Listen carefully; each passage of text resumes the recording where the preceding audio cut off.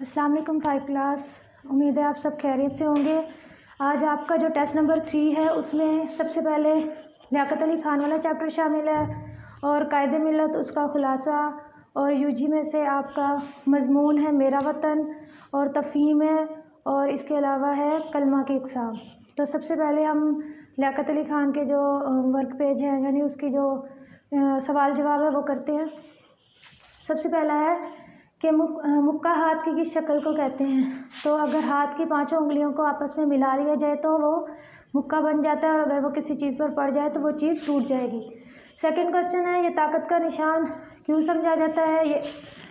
ये इसी क्वेश्चन का हिस्सा है। उसके बाद सेकंड क्वेश्चन है किस रहनुमा ने इस निशान को अपनाया। तो लियाकत अली ख़ान ने सबसे पहले इस निशान को अपनाया था। उसके बाद है हमारे रहनुमा ने मुक्के से कौम को क्या पैगाम दिया। हमारे रहनुमा ने मुक्के से कौम को ताकत और इत्तेहाद का पैगाम दिया। उसके बाद है कायदे मिलत और कायदे आज़म का साथ कैसा था। तो कायदे मिलत पाकिस्तान बनते वक्त कायदे आज़म के साथ थे। उसके बाद है कायदे मिलत ने बड़ी बड़ी नौकरियां क्यों कबूल नहीं की थी। क्योंकि वो मुल्क और कौम की खिदमत करना चाहते थे, इसलिए उन्होंने बड़ी बड़ी नौकरियों की जो को ठुकरा दिया था। उसके बाद है कायदे मिलत किस ख़ानदान से ताल्लुक़ रखते थे। कायदे मिलत नवाब ख़ानदान से ताल्लुक़ रखते थे। उसके बाद है पाकिस्तानी कौम को लियाकत अली ख़ान का परवाना क्यों कहा गया है। क्योंकि पाकिस्तानी कौम लियाकत अली ख़ान की जो कुर्बानियों की वजह से उनकी बहुत बड़ी जो है उनके जो है दीवानी थी, और इसलिए उनको पाकिस्तान की का जो है कौम का अजीम रहनुमा कहा जाता है। उसके बाद है कायदे मिलत के आखिरी अल्फाज क्या थे। कायदे मिलत के आखिरी अल्फाज थे अल्लाह पाकिस्तान का निगहबान। उसके बाद जो ये भी क्वेश्चन ही है आपकी बुक में शामिल है, ये मैंने एक साथ लिख दी हैं। कायदे आज़म का क्या मतलब है। अजीम रहनुमा। और कायदे मिलत के क्या मायने है। कौम का रहनुमा। कायदे मिलत को मुल्क का वज़ीर आज़म क्यों बनाया गया। आपके जज्बे और मेहनत को देखते हुए जो है कायदे आज़म ने उनको मुल्क का पहला वज़ीर आज़म बनाया था। उसके बाद है कायदे मिलत कौन सा लिबास पहनते थे। शेरवानी। कायदे मिलत कहाँ पैदा हुए। कायदे मिलत पंजाब के शहर करनाल में पैदा हुए। उसके बाद है कायदे मिलत ने कहाँ से तालीम हासिल की। उन्होंने जो है वो इंग्लैंड से तालीम हासिल की थी और कानून की डिग्री हासिल की थी। उसके बाद अल्फाज मायने आ जाते हैं। मसनूआत चीज़ें, सर घूमना, चक्कर आना, शफीक, मेहरबान, निगहबान, निगरानी करने वाला, दिलकश, दिल को अच्छा लगना, घर बार, ख़ानदान, हलाक करना, ख़त्म करना। उसके बाद जुमले हैं। जुमले आप अपनी मर्ज़ी से कोई भी बना सकते हो।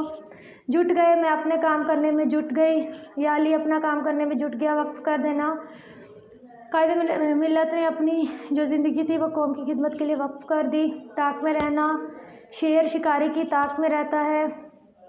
जंगल की आग की तरह फैल जाना, ज़लज़ला आने की खबर पूरे मुल्क में जंगल की आग की तरह फैल गई। उसके बाद है टूट पड़ना, जो है हमें जो है पाकिस्तानी फ़ौज अपने दुश्मन पर टूट पड़ी। उसके बाद मुज़क्कर मोनस है इसी चैप्टर के, वो मैं आपको जो है वो रीड कर देती हूँ। धोबी धोबन, माली मालन, दर्जी दर्जन, गवाला गवालन, राजा रानी, बादशाह मलका, घोड़ा घोड़ी, मालिक मालकन, शेर शेरनी, बेटा बेटी। उसके बाद आ जाती हैं खाली जगह।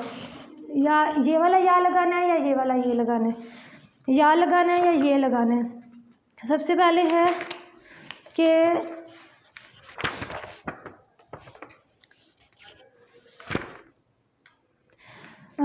कायदे ये किताब मेरी है, या ये आप लोगों ने ना बुक से देख लेने हैं। बुक में आपके ये होंगे, आपने वहाँ से देखना है और फिर आपने इसको कर लेने हैं वहाँ से। अगर फिर भी पता ना चले तो आपके नोट्स में ये सारे मौजूद हैं। तो सबसे पहले है किताब तुम्हारी है या बहन की। दूसरी खाली जगह में ये फूल इसे दे दो, या ये कोट मुझे चाहिए। मैंने इससे कहा ये गाड़ी इसकी है। बच्चा या तो थका हुआ है या नींद में है। उसके बाद इसके अगला आ जाता है कायदे मिलत, वो नज़म है, उसका सिर्फ आपने खुलासा करना है कि नज़म लिखी है प्रोफेसर आरिफ गौरी ने, जिसमें उन्होंने कायदे मिलत की ज़िंदगी के बारे में पूरा एक मज़मून लिखा हुआ है कि वो कहाँ पैदा हुए थे और पाकिस्तान के रहनुमा थे। ज़िला करनाल में पैदा हुए, पठानों के एक नवाब ख़ानदान से ताल्लुक़ रखते थे। लेकिन तबीयत में आजिज़ी और इंकिसारी थी। इनके वालिद का नाम रुस्तम अली ख़ान था। उन्होंने इब्तदाई तालीम करनाल से हासिल की और फिर आला तालीम के लिए लंदन चले गए। वहाँ से कानून की डिग्री हासिल की। इन्हें हुकूमत की तरफ से बड़ी बड़ी नौकरियों की पेशकश हुई, लेकिन उन्होंने इनकार कर दिया। दरअसल उन्होंने अपने आप को कौम के लिए वक्फ कर दिया था।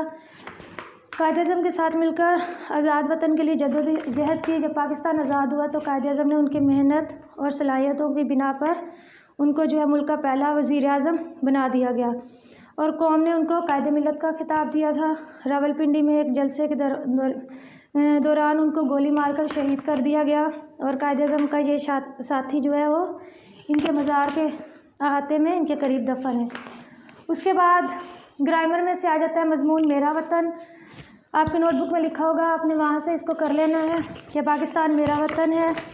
इसके 4 सूबे हैं, पंजाब, खैबर पख्तूनख्वा, सिंध, बलूचिस्तान। उसके बाद जो है मेरा वतन जो है मादनियात के ख़जाने से माला माल है और मुझे अपने वतन से प्यार है। ये आपने नोटबुक अपनी से याद कर लेना।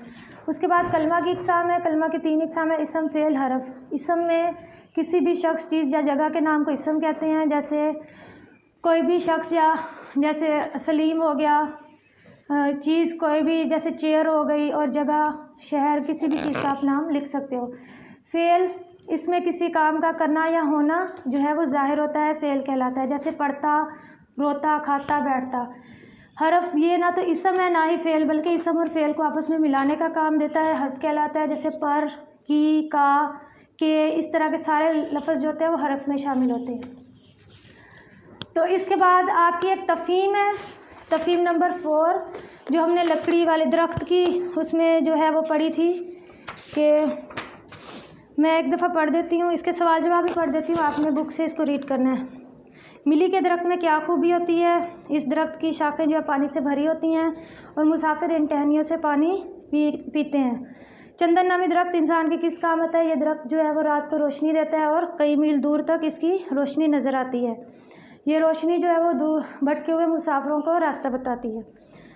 उसके बाद है स्याह लकड़ी वाले दरख्त के बारे में चंद सतरे लिखे।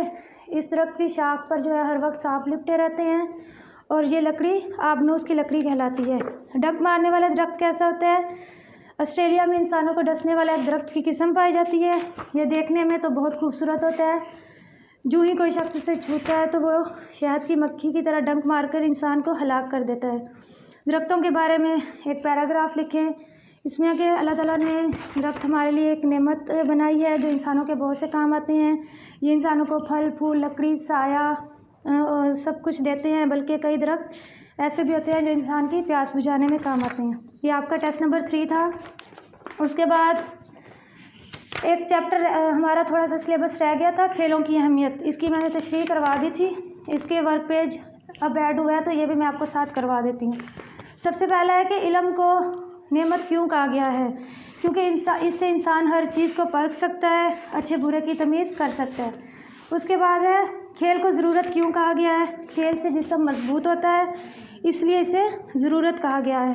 खेलने से जिस्म के अज़ा पर क्या फ़र्क पड़ता है? खेलने से पट्टे मजबूत होते हैं, वर्जिश हो जाती है और इंसान चुस्त हो जाता है। हंसने और खुश होने से सबसे ज़्यादा कौन सा आज़ू सेहतमंद रहता है? तो फेफड़े सेहतमंद रहते हैं और चेहरा तवाना रहता है। निज़ाम जिस्म अच्छा होने से ज़हन पर क्या असर पड़ता है? इससे ज़हन तंदुरुस्त रहता है, इंसान के अंदर अच्छी सोच पैदा होती है। खेल हमें ज़िंदगी में कामयाबी की और कौन कौन सी बातें सिखाते हैं? सबसे पहले खेल हमें नज़्म ज़ब्त सिखाते हैं और खेलों में नाम पैदा करने के लिए और अपनी कौम को दुनिया में अपने मुल्क का नाम रोशन करना सिखाते हैं और दुनिया में बुलंद मकाम हासिल करना सिखाते हैं और अपने मुल्क को, अपनी कौम को इज़्ज़त एहतराम की निगाह से, हमारी कौम को इज़्ज़त एहतराम की निगाह से देखा जाता है। उसके बाद है दुरुस्त जुमलों को आपस में मिलाएं। इसमें कॉलम है, ये आपने बुक से कर लेना है, कॉलम मैच करने हैं।